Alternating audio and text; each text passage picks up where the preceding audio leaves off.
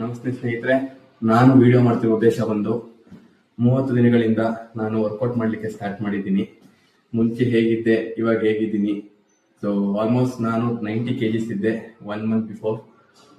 Healthy weight loss ಆಗಿದ್ದೀನಿ. Almost around 4 kgs loss ಆಗಿದ್ದೀನಿ.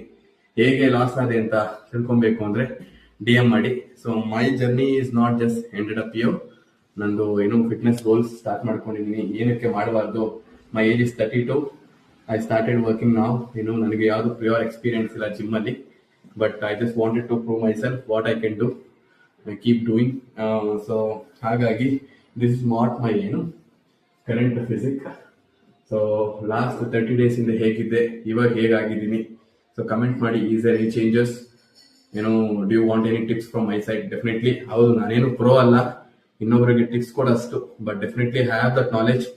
ನನಗೆ ಏನು ರಿಸಲ್ಟ್ ಸಿಕ್ಕಿದೆ, I just wanted to share with my friends so that ನಿಮಗೂ ಆ ಬೆನಿಫಿಟ್ಸ್ ನ ಕ್ಲೈಮ್ ಮಾಡಬಹುದು ಅಂತ.